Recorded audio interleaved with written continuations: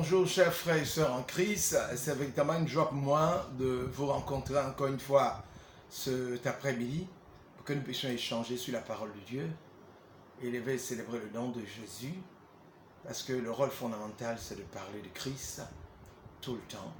Je suis le frère Michael Bogui, je suis un disciple de Christ, quelqu'un qui veut marcher selon Christ, selon sa volonté, selon ce qu'il a prévu pour nous. Il nous a dit, allez partout et annoncer la parole. Parlez de moi dans le monde entier. Et qui parle du Saint-Esprit, parle de Jésus. Qui parle de Jésus, parle de l'Éternel des armées. Car Jésus, Dieu le Tout-Puissant, Jésus et le Saint-Esprit font un. Et ce matin, nous sommes encore à l'école du Saint-Esprit. Et nous allons parler des différents noms du Saint-Esprit.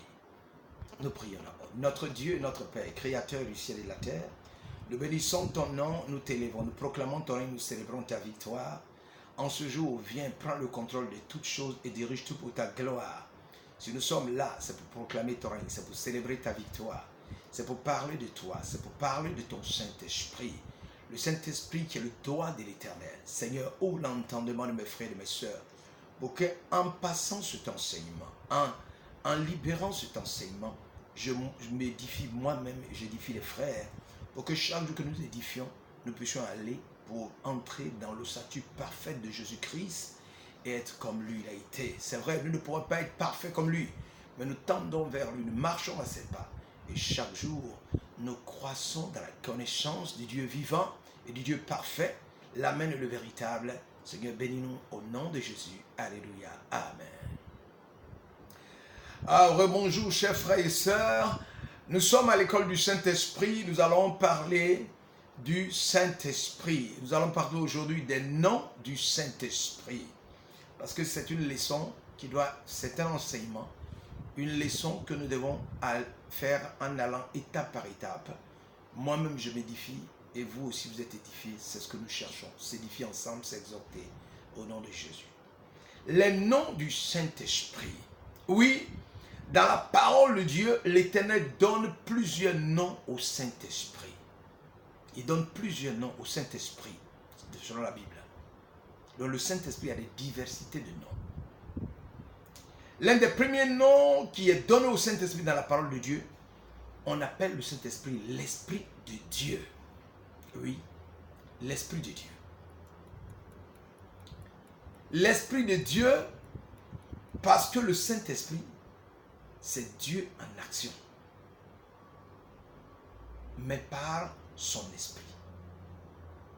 Donc c'est l'Esprit de Dieu qui est donné dans la Bible. Et l'Esprit de Dieu, le Saint-Esprit est l'agent, celui qu'on appelle l'Esprit de Dieu, est l'agent exécutif de la divinité sur le plan physique et moral. C'est lui qui exécute ce que Dieu veut. C'est-à-dire, il est le doigt de l'Éternel. Par le Saint-Esprit, Dieu crée l'univers et le garde. On peut le voir dans Genèse chapitre 2, verset 2. Ainsi furent achevés les cieux et la terre et toute leur armée.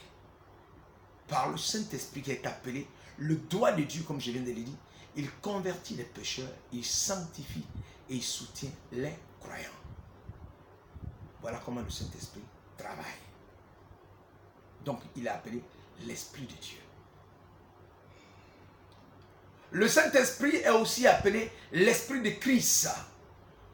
Parce que le Saint-Esprit est appelé ainsi parce qu'il est envoyé au nom de Christ. C'est au nom de Jésus-Christ que le Saint-Esprit vient. Il représente Jésus dans sa plénitude. C'est-à-dire il représente Jésus dans sa totalité. On peut le voir dans Jean chapitre 14, verset 26. Où il dit, nous lisons, « Mais le Consolateur, l'Esprit Saint, que le Père enverra en mon nom, vous enseignera toutes choses et vous rappellera tout ce que je vous ai dit. » C'est-à-dire le Saint-Esprit est la représentation, la plénitude même de Jésus-Christ de Nazareth. Toutefois, Jésus identifie sa présence avec celle du Saint-Esprit. Nous pouvons voir cela dans Matthieu chapitre 18, verset 20. « Car là où deux ou trois sont assemblés en mon nom, je suis au milieu d'eux. » C'est-à-dire, il s'identifie sa présence à celle du Saint-Esprit. On peut le voir même dans Jean chapitre 14, verset 18. je ne vous laisserai pas orphelin, je viendrai à vous. Il viendra à nous comment? Par le Saint-Esprit. Donc Jésus s'identifie au Saint-Esprit. Jésus considère qu'il est le Saint-Esprit. S'identifier à quelqu'un, c'est faire un avec lui. Parce que je ne vous laisserai pas orphelin, je viendrai à vous. Dans Jean chapitre 14, verset 18. Il y a unité parfaite entre Jésus-Christ et le Saint-Esprit. Il réalise en Christ la plénitude de Dieu. Le Saint-Esprit réalise en Christ la plénitude de Dieu. On peut le voir dans Colossiens chapitre 2, verset 9. Car en lui habite corporellement toute la plénitude de la divinité. Je reprends. Colossiens chapitre 2, verset 9. Car en lui habite corporellement toute la plénitude de la divinité. Parce que je voudrais que cet enseignement-là, ce soit un enseignement dans le cadre, dans la sérénité, pour que nous puissions tous comprendre et savoir ce qu'est le Saint-Esprit et quelles sont les diversités de noms qu'on lui donne. La mission du Saint-Esprit est de glorifier le Christ dans cette dispensation. Il rend réel dans le croyant l'œuvre de Christ en y établissant sa demeure. C'est-à-dire, Jésus-Christ est venu, il est parti, mais quand même Christ n'est pas avec nous, son Saint-Esprit qui le représente est avec nous. Ce que Christ a fait dans la vie des disciples, il continue de la faire pour l'éternité en nous. Donc il rend réel dans le croyant l'œuvre de Christ en y établissant sa demeure. Le Saint-Esprit, sa demeure maintenant, c'est en nous. L'église est un lieu où nous allons prier. Mais dans l'Ancien Testament, nous nous rappelons que le Saint-Esprit était quoi? Était dans la tente d'assignation. Il y avait un lieu précis où on devait aller. Et il était sur les rois. Il était sur les sacrificateurs. Mais le Saint-Esprit, maintenant, il est en nous. Et il continue de faire le travail qu'il a fait, commencé à faire Jésus-Christ en venant sur terre. Donc il rend réel dans le croyant l'œuvre de Christ en établissant sa demeure. Notre corps est le temple du Saint-Esprit. Jean chapitre 14, verset 23 dit, Jésus lui répondit, si quelqu'un m'aime, il gardera ma parole et mon Père l'aimera. Nous viendrons à lui et nous ferons notre demeure chez lui. Nous habiterons en lui. Oui, le Saint-Esprit vient avec l'Éternel des armées, Jésus, habiter en toi. Donc lorsque tu es un enfant de Dieu, il y a des choses que tu ne peux pas faire, puisque Dieu et son Fils habitent en toi. Nous pouvons le voir dans Jean chapitre 16, verset 14. Il parle du Saint-Esprit. Le Saint-Esprit me glorifiera parce qu'il prendra de ce qui est à moi et vous l'annoncera. Le Saint-Esprit est le témoin de Jésus. On peut le voir dans Galates chapitre 2, verset 20.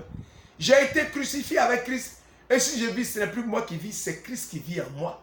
Si je vis maintenant dans la chair, je vis dans la foi au Fils de Dieu qui m'a aimé, qui s'est livré lui-même pour moi. Oui. Maintenant que ce n'est plus nous qui vivons sur le Saint, c'est Christ qui vit en nous. Ça veut dire que ce n'est plus nous qui vivons sur le Saint-Esprit de Dieu qui vit en nous et qui nous fait faire ce que nous devons. Alléluia.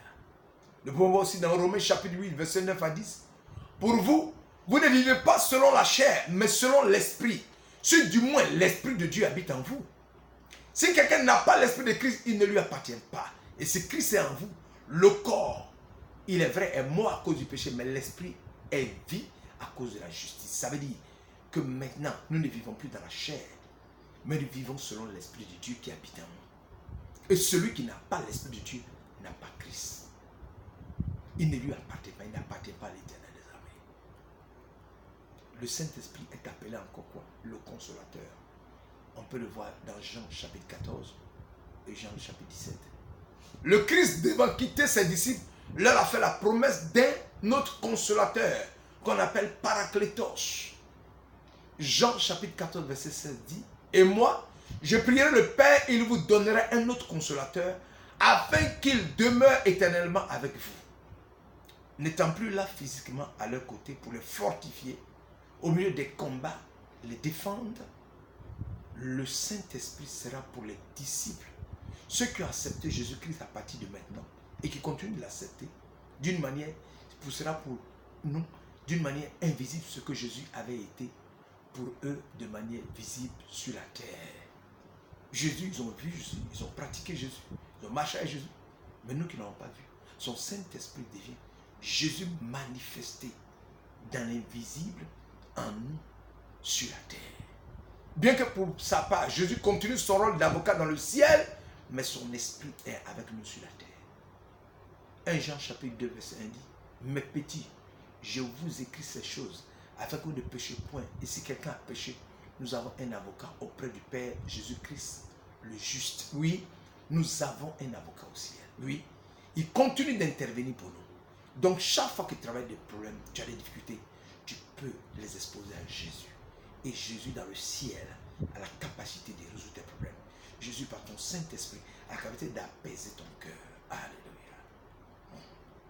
Il est présent avec et dans ses disciples sur la terre par le Saint-Esprit. On peut le voir dans Jean chapitre 16, verset 7. Il vous est avantageux que je m'en aille, car si je ne m'en vais pas, le consolateur ne viendra pas vers vous. Si je m'en vais, je vous l'enverrai. Effectivement, Christ a envoyé le Saint-Esprit. La venue du consolateur est un avantage pour le chrétien. Parce que le Saint-Esprit communique non plus le Christ terrestre, mais le Christ céleste est glorifié. Le Saint-Esprit, il communique non plus le Christ terrestre, mais le Christ céleste est glorifié. Oui. 2 Corinthiens chapitre 5, verset 16 dit, ainsi, dès maintenant, nous ne connaissons personne selon la chair. Si nous avons connu Christ selon la chair, maintenant, nous le connaissons plus de cette manière. Ça veut dire quoi? Il transmet aux chrétiens sa capacité glorieuse et céleste qui pénètre en nous par son Saint-Esprit. Il transmet aux chrétiens les richesses de la gloire de son héritage. Oui, il transmet aux chrétiens les richesses de la gloire de son héritage. Jean chapitre 16, verset 14 dit, il me glorifiera parce qu'il prendra ce qui est en moi et vous l'annoncera. Oui, le Saint-Esprit est là pour glorifier Jésus. Si vous avez le Saint-Esprit en vous, que vous dites que vous avez le Saint-Esprit, vous avez l'Esprit de Dieu, et que vous ne glorifiez pas Christ, vous n'avez pas son esprit. Parce que le Saint-Esprit qui est en vous est là pour glorifier Christ et implicitement glorifier Dieu. Éphésiens chapitre 1, verset 7 dit, en lui nous avons la rédemption par son sang, la rémission des péchés selon la richesse de sa grâce. Oui. Jean chapitre 3, verset 16, car Dieu a tant aimé le monde qu'il a donné son Fils unique, afin que quiconque croit en lui ne périsse point, mais qu'il ait la vie éternelle. Jean 3, 16, que tout, même ceux qui ne marchent pas dans la voie, se connaissent. Jean 3, 16. Oui, c'est ça. Il a donné son Fils par amour pour le monde. Il a tant aimé le monde. On n'a pas dit qu'il a tant aimé les chrétiens, il a tant aimé le monde qu'il a donné son Fils afin que quiconque croit. Donc il est venu pour sauver le monde, non pour condamner le monde. Donc il a tant aimé le monde, il a tant aimé les pécheurs, il a tant aimé ceux qui sont dans l'abomination, il a tant aimé le monde et tous, et il s'est livré pour que le monde soit sauvé. Christ n'est pas venu pour les chrétiens, il est venu pour ceux qui le connaissent. Il dit qu'il est venu pour les malades, il est venu pour ceux qui ne le connaissent pas. Donc c'est cela le Jean 3, 16. Alléluia. Le Saint-Esprit est appelé l'Esprit Saint ou l'Esprit de sainteté. Le Saint-Esprit est partie intégrante de celui qui est saint. Son œuvre principale est la sanctification. Mon frère, il faut te sanctifier.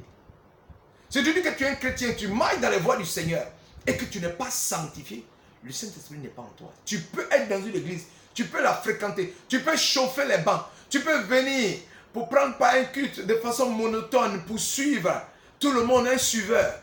Mais le Saint-Esprit n'est pas en toi. Parce que quand il est en toi, il va te pousser à te sanctifier.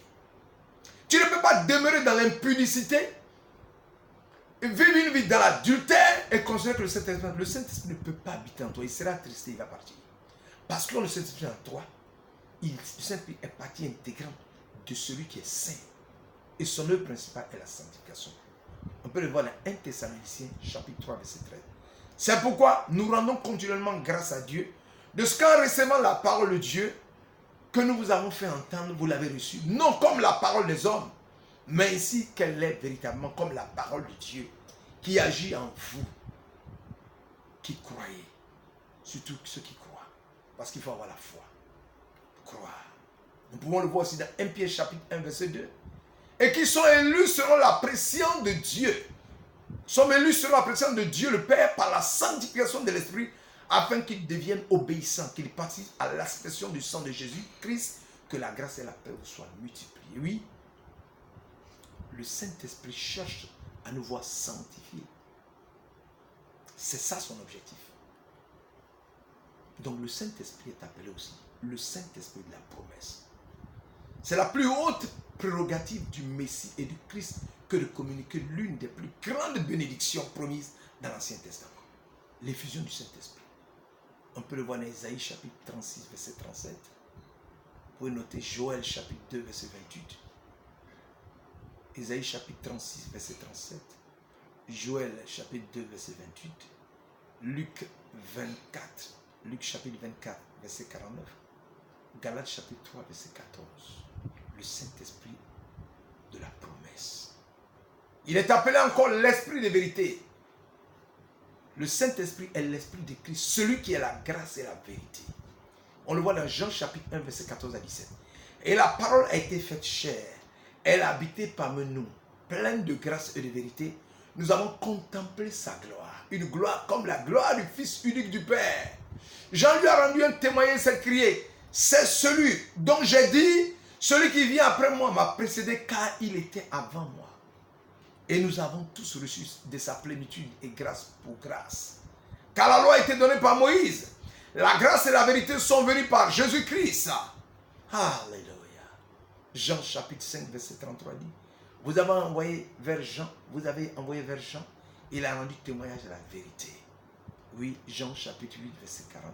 Mais maintenant, vous cherchez à me faire mourir. Moi qui vous ai dit la vérité que j'ai entendue de Dieu. Cela, Abraham ne l'a point fait. Ça, c'est pour montrer que c'est l'esprit de vérité. Et Jean chapitre 14, verset 16. Et moi, je prierai le Père, il vous donnerai un autre consolateur afin qu'il demeure éternellement avec vous. Il y a plein de passages. Il y a Jean chapitre 15, verset 26 qui dit, quand sera venu le consolateur que je vous enverrai de la part du Père, l'esprit de vérité qui vient du Père, il rendra témoignage de moi. Et nous pouvons finaliser avec Jean chapitre 18, verset 37. Puis là, lui dit, tu es donc roi. Jésus répondit, tu le dis, je suis roi, je suis né, et je suis venu dans le monde pour rendre témoignage à la vérité. Quiconque est de la vérité, écoute ma voix. Ça veut dire que si vous aimez la vérité, vous écouterez Jésus. Si vous aimez la vérité, vous allez écouter Christ. Parce que Christ est la vérité. Il faut dire que le Saint-Esprit communique aux croyants ce qu'est Christ. Et ce qui est de Christ. Ce que Christ est et ce qui est de Christ, le Saint-Esprit communique. On peut le voir dans Jean chapitre 16, verset 13 à 14. Quand le consolateur sera venu, l'Esprit de vérité, il vous conduira dans toute la vérité. Ça, il a déjà dit. Car il ne parlera pas de lui-même, mais il dira tout ce qu'il aura entendu. Il vous annoncera les choses à venir. Il me glorifiera parce qu'il prendra de ce qui est en moi et vous l'annoncera. C'est ça, l'Esprit de vérité. L'Esprit de grâce. Le Saint-Esprit, on lui donne encore le nom de l'Esprit de grâce. Le Saint-Esprit donne à l'homme la grâce de se repentir en luttant avec lui. Oui, il lutte avec toi pour que tu abandonnes le péché. Il fait tout pour qu'il ait la tristesse dans ton cœur quand il y a le péché pour que tu en sortes. Jean chapitre 16, verset 8. Et quand il sera venu, il convaincra le monde en ce qui concerne le péché, la justice et le jugement.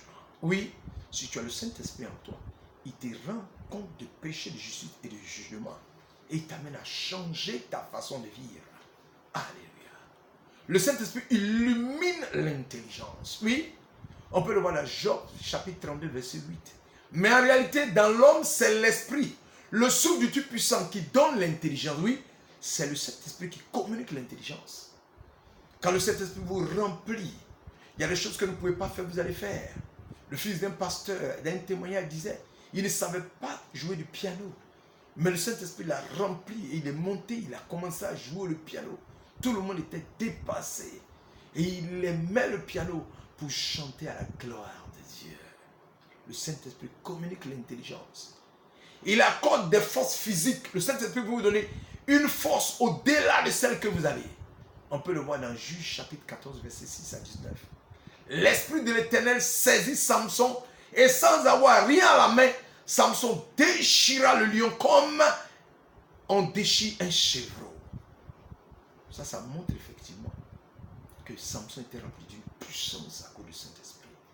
Et le Saint-Esprit rend capable de recevoir et de communiquer des révélations divines.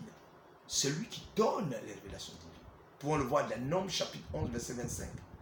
L'Éternel descendit dans la nuée et parla à Moïse. Il prit de l'esprit qui était sur lui et le mit sur les 70 anciens. Et dès que l'esprit reposa sur eux, il prophétisait.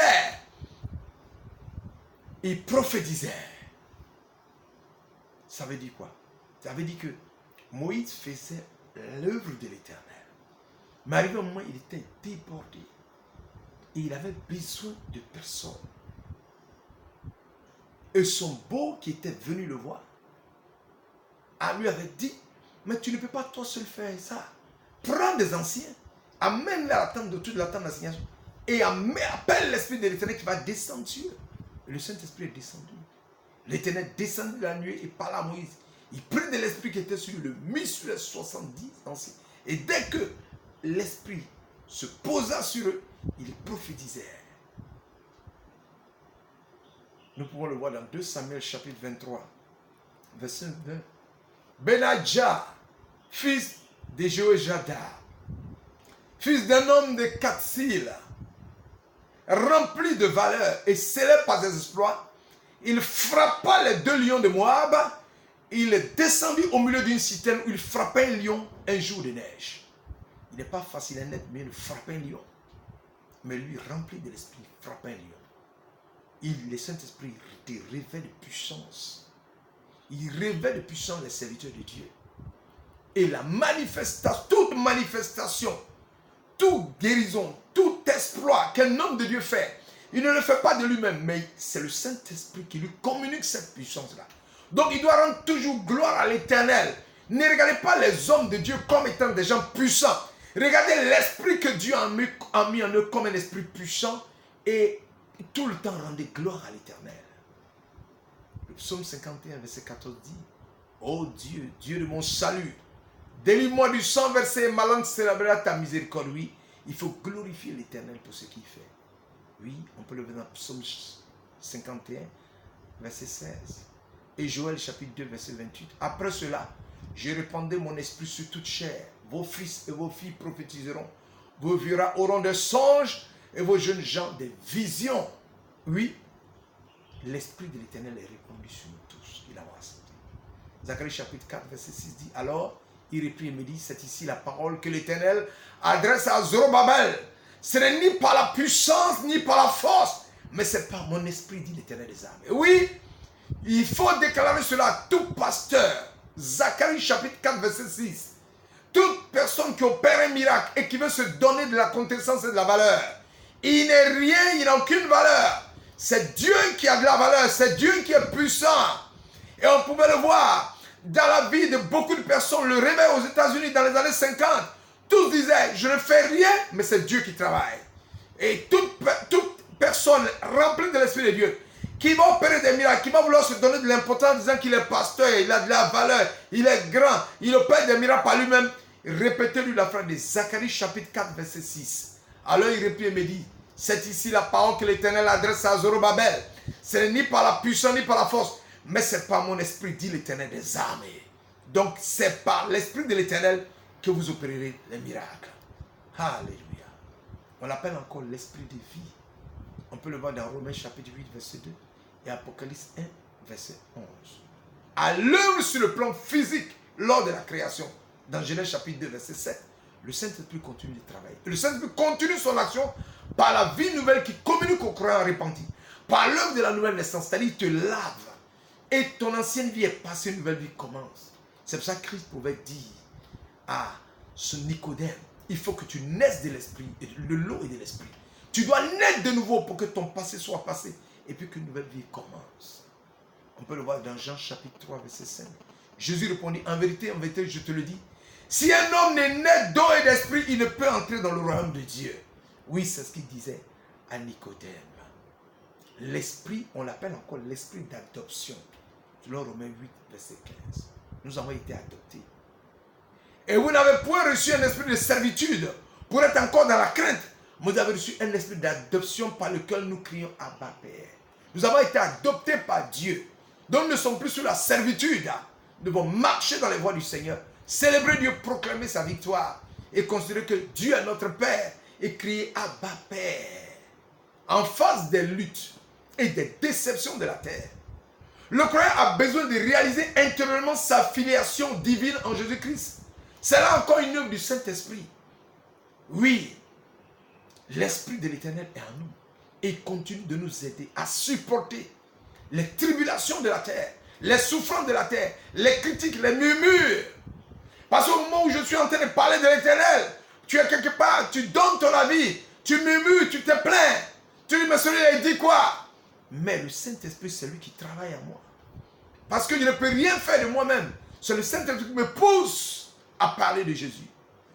Romains chapitre 8, verset 16. L'Esprit lui-même rend témoignage à notre esprit que nous sommes enfants de Dieu. Quand tu es un enfant de Dieu, l'Esprit de l'Éternel te révèle. Tu ne peux pas mentir. Si tu n'es pas enfant de Dieu, toi-même tu sais bel et bien que tu n'es pas enfant de Dieu. Galates chapitre 4, verset 5 à 6. Afin qu'il racheta ceux qui étaient sous la loi, afin que nous réussissions l'adoption. Oui, nous avons été adoptés. Et parce que vous êtes fils de Dieu, envoyé dans nos cœurs l'esprit de son Fils, lequel crie Abba Père. Oui, nous avons l'esprit de l'Éternel sur nous. Nous sommes des fils d'adoption. Et Dieu nous a tellement aimés. Et il nous a tellement aimés que dans Éphésiens chapitre 1, verset 5, il dit, nous ayant prédestinés dans son amour à être ses enfants d'adoption par Jésus-Christ, selon le bon Père de sa volonté. Oui, Christ nous a aimés. Christ nous a véritablement aimés. Et son Saint-Esprit est l'esprit d'adoption. Son Saint-Esprit est l'esprit de vie. Oui, mon frère. Son Saint-Esprit dont nous parlons est quoi encore? Est l'esprit de grâce. Oui, son Saint-Esprit est l'esprit de grâce. Il communique aux croyants ce qu'est Christ. Oui. Son Saint-Esprit est l'esprit de grâce qui communique aux croyants ce qu'est Christ. Son Saint-Esprit est l'esprit de vérité. Son Saint-Esprit est le Saint-Esprit de la promesse que Christ nous a promis qui est venu dans la chambre haute. Le Saint-Esprit de Dieu est appelé l'Esprit Saint ou l'Esprit de sainteté. Oui, son Saint-Esprit, mon frère, est encore quoi? Est appelé le Paraclétos ou encore le Consolateur. Le Saint-Esprit de Dieu est encore appelé, il est appelé l'Esprit de Christ. Oui, mon frère, ma soeur, il est appelé l'Esprit de Dieu. Et c'est tous ces noms qu'on donne au Saint-Esprit dans la parole de Dieu. Mon frère, ma soeur, si tu vis dans l'impudicité, tu vis dans l'adultère, et tu persistes dans cela, sans être triste pour ce péché dans lequel tu te trouves, le Saint-Esprit n'est pas en toi.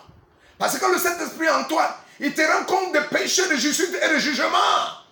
Et tu quittes ton péché, tu es tellement attristé que tu n'es pas prêt à persévérer dans le péché. Mais si tu es toujours dans l'impudicité, que tu pêches contre ton corps, parce que tous les autres péchés sont hors du corps, mais le péché du Saint-Esprit de l'adultère, c'est dans le corps, en ce moment, c'est que le Saint-Esprit n'est pas encore en toi.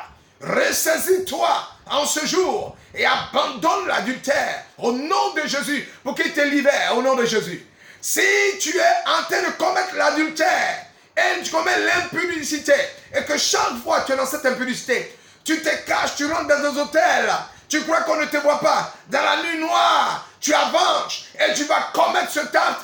Oh, sache que l'Esprit de l'Éternel n'est pas sur toi et que tu n'es pas fils de Dieu. C'est pas fréquenter une église qui fait d'un homme un fils de Dieu, mais se marcher selon les commandements de l'Éternel et avoir la présence de son Saint-Esprit en nous, abandonne le mal et fait le bien. Et que Dieu dise, comme dans Job chapitre 1 verset 1, Job est un homme intègre et droit et qu'il peut brandir devant Satan pour montrer, Éternel, ta qualité. Le Saint-Esprit a besoin de pénétrer ton cœur ce soir afin de transformer ta vie au nom de Jésus. Tu vis dans le mensonge et tu mens comme tu respires. Tu doubles les gens, tu prends l'argent, tu disparais dans la nature. Mais je vais te dire que le Saint-Esprit n'est pas en toi. Il faut que tu demandes pardon. Tu demandes pardon à l'Éternel, tu demandes son Saint-Esprit de te laver, afin qu'il te lave, te purifie et te transforme. Et que tu deviennes fils de Dieu pour hériter de la vie éternelle. Oh, tu vis dans la duplicité, l'hypocrisie, les murmures, la convoitise, la tromperie, la cupidité. C'est-à-dire que tu donnes un crédit à quelqu'un, tu ne me dis pas 7 ou 8, rien que pour gagner de l'argent. Mais je voudrais te dire que le Saint-Esprit n'est pas en toi. Parce que si l'Esprit de Dieu est en toi, tu dois abandonner cette vaine façon de vivre. Alors ce jour, mets-toi à genoux, demande pardon à l'Éternel pour cette vaine façon dont tu as toujours vécu. Abandonne cela et viens à Jésus pour que Christ transforme ta vie. ce jour où je suis en train de parler de la part de l'Éternel, si la sorcellerie est ton partage, mets-toi à genoux, demande pardon à l'Éternel, abandonne cette vaine façon de vivre et maille dans la voie du Seigneur pour que tu puisses hériter le royaume des cieux. Si l'homosexualité est ton partage et tu crois personnellement que c'est une vie qui glorifie Dieu, je te dis que la Bible déclare que l'homosexualité est condamnée par l'Éternel. Il dit ni les efféminés, ni ceux qui sont homosexuels n'auront droit au paradis. Dieu va te rejeter à la fin du temps si tu persistes dans cette pratique sexuelle qui est une abomination, la désolation de l'abomination. Sors de l'homosexualité afin que Dieu puisse te libérer et qu'un jour tu puisses avoir une place dans le ciel de gloire. Si tu es un homme de Dieu qui au lieu de rester avec ton épouse passe le temps par les tentations à tomber sur les fidèles pour coucher avec les fidèles, pour vivre une vie qui ne glorifie pas le nom du Seigneur, qui ne proclame pas l'Éternel des armées, et tu continues de vivre de cette façon et tu crois que ça c'est une vie, je te dis que tu es condamné déjà. Sors de cette vaine façon de vivre, car l'esprit de vérité n'est pas en toi. Si tu es là et que dans ta maison tes enfants vivent de la mauvaise manière et que tu les regardes et que tu ne dis rien, je voudrais te dire que tu fais fausse route, parce que ce serait une condamnation de ta part de n'avoir pas proclamé la vérité à tes enfants pour les amener dans la droiture du Saint-Esprit. Oh mon frère, si sur terre tu es là pour critiquer les frères, pour insulter les pasteurs, pour dénigrer les autres, pour parler mal des uns des autres, pour vivre des vies qui ne glorifient pas le nom du Seigneur, pour vouloir la mort des autres, je voudrais te dire que le Saint-Esprit n'est pas en toi. Abandonne cette vaine façon de vivre et maille dans la voie du Seigneur pour que Dieu puisse t'éclairer par la puissance de ton Saint-Esprit et te transformer, mon frère. Alléluia. Mon frère, si ta vie est une vie où tu as été abandonné, où il y a eu des blocages dans ta vie, où il y a eu des rejets, si tu as été trahi, oh, tu as été abandonné, si tu as été rejeté, si tu as connu la misère et la souffrance, je voudrais te dire que Christ a la capacité par la puissance de son Saint-Esprit de te restaurer et te permettre de devenir un enfant de Dieu. Même si tes parents t'ont abandonné, Christ est ton Père. Il est tout pour toi. Il y a le Dieu Tout-Puissant que nous crions Abba Père, qui est dans le ciel, qui a la capacité de faire de toi son fils. Oh, si tu as été violé par les hommes, tu as été violé par les hommes et que tu en as souffert, et que cela crée des blocages en toi, aujourd'hui je t'appelle à te mettre à genoux et à crier à Christ, qui a la capacité de te restaurer, de te laver, de te purifier, pour donner une nouvelle vision à ta vie, pour donner un nouveau goût à ta vie, pour que la joie du cœur des enfants de Dieu te remplisse et que tu sois transformé. Alléluia. Oh, si tu es un voleur qui a passé ton temps à commettre des vols, des crimes, que même tu as braqué, tué des êtres humains, aujourd'hui tu te mets à genoux, tu demandes pardon à Christ. Christ te libère et il purifie ta vie, sanctifie ton âme et il te remplit de sa présence pour que ta vie soit transformée et changée. Si la drogue est ton partage, la cigarette est ton partage, l'alcool est ton partage, les seringues pour se droguer est ton partage, si le fumoir est ta maison, oh, ce jour, j'invoque la puissance de Christ pour qu'elle aille te toucher et que tu te mettes à genoux, que tu confesses cela et que tu abandonnes pour que tu sois délivré des chaînes. Car si le Fils de l'homme vous a franchi, vous êtes libre. Les chaînes sont cassées, sont brisées et maintenant la puissance de Dieu est en toi, mon frère.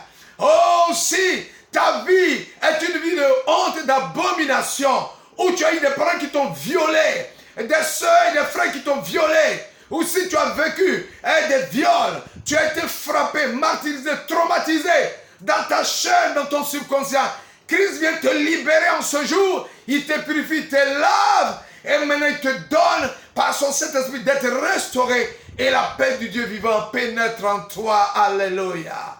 Mon frère et ma soeur, je suis venu ce jour pour te parler de Jésus, t'annoncer Christ, son Saint-Esprit. Il est le consolateur, il est l'esprit de vérité, il est la promesse, il est l'esprit de Dieu, il est la joie, il est la paix. Quand tu as Christ, tu as la paix. Quand tu as Christ, tu as la joie.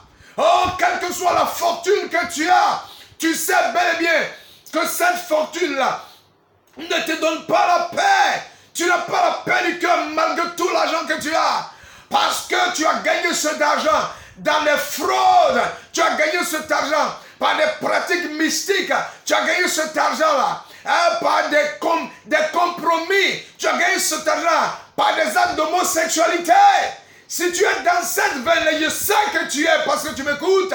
Abandonne cette vaine façon de vivre et reviens à Jésus. Confie ta fortune à Jésus, Seigneur. Cet argent, je ne l'ai pas bien gagné. Je te le confie pour que tu l'utilises, pour le sanctifier et faire ton œuvre. Alléluia. Si dans ta vie, tu as gagné beaucoup d'argent par ton travail et que tout le temps tu te culpabilises, tu n'as pas besoin de te culpabiliser. Mets cet argent à la disposition de l'œuvre de Dieu et l'Éternel mettra la paix dans ton cœur pour te dire que ton argent ne te sauvera pas. Ton argent ne te donnera pas le paradis. Ton argent te permettra de vivre comme tu veux sur cette terre. Mais tu auras des comptes à rendre dans le ciel de gloire. Car si tu as l'argent, c'est pour que tu puisses impacter l'œuvre de Dieu. C'est pour acheter des motos pour les gens dans les zones reculées pour prêcher l'évangile. C'est pour payer des tentes qu'on va installer pour que tes églises puissent sortir de terre. C'est pour que tu fasses l'œuvre de Dieu afin que tu crées des fondations pour faire avancer les choses. Ce n'est pas pour utiliser cet argent et l'avoir pour toi et le gaspiller rien qu'avec tes enfants. Oh, sors de cette vaine façon de vivre. Mets-toi à genoux et demande à Christ de venir pour opérer un miracle dans ta vie. Si la convoitise de l'orgueil est ton partage, mets-toi à genoux et demande à l'Éternel de te sortir de cette vaine façon de vivre. Oh, mon frère, ma soeur, je suis venu pour te dire qu'il est grand temps de sortir de cette vaine façon de vivre. Car le Saint-Esprit de Dieu, qui est la manifestation de Dieu, qui s'identifie à Jésus-Christ, est venu pour que tu sois sauvé. En disant Saint-Esprit viens, c'est Jésus à qui tu demandes de venir. En disant Jésus viens, c'est l'Éternel des armées que tu demandes de venir. Les trois puissances spirituelles sont un. Et là pour toi, remets ta vie à Jésus. Abandonne ce qu'on appelle en grippe les petites. Ça ne sert à rien. Tu détruis ton esprit, tu détruis ton foyer. Tu libères ta semence dans le monde. Et ce ne sont que des bénédictions que tu libères comme ça. Tu les libères dans le monde. Alors que cette semence, on ne doit pas la libérer comme ça. Elle est une semence de sentiment de bénédiction. Sors de cela. Le monde est devenu un monde de consommation. Le sexe est devenu, on consomme, on jette comme un produit. Sors de cette vaine façon de vivre et Christ va te bénir. Je suis venu ce soir pour te parler de Jésus afin que tu sortes des vaines façons de vivre. Ô roi des rois, toute personne qui a entendu ce message, tu touches son cœur au nom de Jésus. Tu transformes sa vie. Tu bouleverses cette vie dans le bon sens, afin que la gloire de Dieu soit manifestée dans la vie de toute personne qui entendra ce message. Tu bénis cette personne dans sa vie, dans la vie de ses enfants, dans sa famille, dans ses activités, dans son cœur. Tu fais que les chaînes tombent au nom de Jésus. Tu fais que les fardeaux tombent au nom de Jésus. Tu transformes la vie de mon frère et de ma soeur maintenant qui écoute ce message et tu te révèles à ce frère et sa soeur et cette soeur. Au nom puissant de Jésus, j'ai prié. Alléluia. Amen. Mon frère et ma soeur, nous venons de partager la parole de Dieu sur le nom du Saint-Esprit. Je suis convaincu qu'en écoutant ce message, tu as été touché et l'Esprit de Dieu t'a visité. Maintenant, et cette vidéo, il faut la partager afin de la faire écouter à plusieurs, afin que les vies soient transformées et renouvelées. Je n'attends rien de toi, mon frère. Je n'attends ni de l'argent et ni quoi que ce soit. Ce n'est même pas les félicitations que je veux. Partage cette vidéo et glorifie le nom de l'Éternel des armées, le Dieu Tout-Puissant qui nous a envoyés sur terre pour que nous soyons sauvés au nom puissant de Jésus. Alléluia. Amen.